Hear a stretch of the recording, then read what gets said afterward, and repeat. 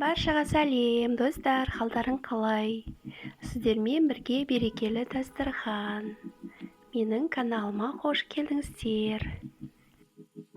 Құрметті менің оқырмандарым, әр күніміз сәттілікке және берекеге толы болсын деп тілеймін. Достар, мен бүгін сіздерге түрік елінің өте дәмді, өте керемет танымал тағамының бірі пиденің екі түрлі жасалу жолымен бөлісемін. Ал кеттік, менімен бірге дәмді пиде жасайық. Ол үшін егер сіз менің каналыма тіркелмеген болсаңыз, қоңыраушаны басып тіркеліп алыңыз. Ал бісміллә деп, ең алдымен бізге қамыр илеу керек болады. Ол үшін бізге қант, тұз, ашытқы, ұн және жылы су қажет. Судың орнына сүтті пайдалансаңыз да болады. Ұнымызды електен өткізіп аламыз және тұз, қант, ашытқымызды салып, жылы суға қамырымызды илейміз.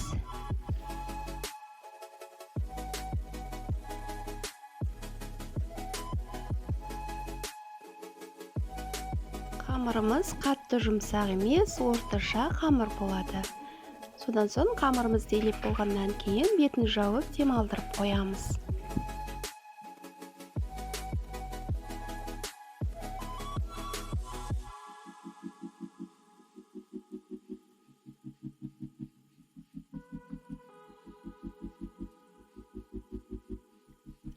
Қамырымыз пока демалып тұрғанда ішіне салатын салмамызды дайындап аламыз. Бұл жерде екі түрлі салма дайындаймыз.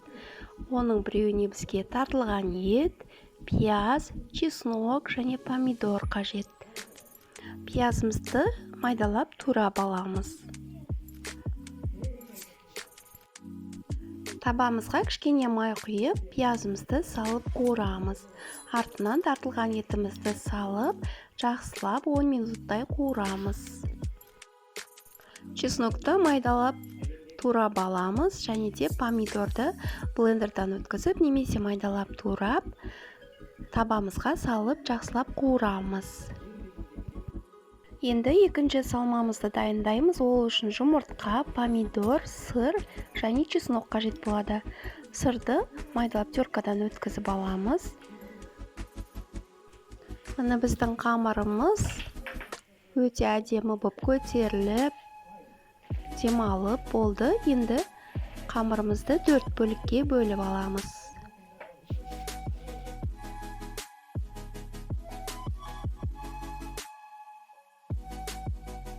Бірдей етіп 4 бөлікке бөліп, оны дөңгелектеп, тағда бетін жауып демалдырып қоямыз. Оның арасында біздің табадағы пісіп жатқан фаршымыз, тартылған етіміз дайын, кішкене суытып қоямыз. Содан соң дөңгелекті алып, қамырымызды жұқалап, ұзынша етіп жаямыз. Противенге пергаментный қағазымызды төсеп, қамырымызды осындай жұқа етіп жаямыз да бетіне салмаларымызды саламыз. Және шетін қайырып, қайық сияқты, осындай қайық сияқты етіп жасаймыз.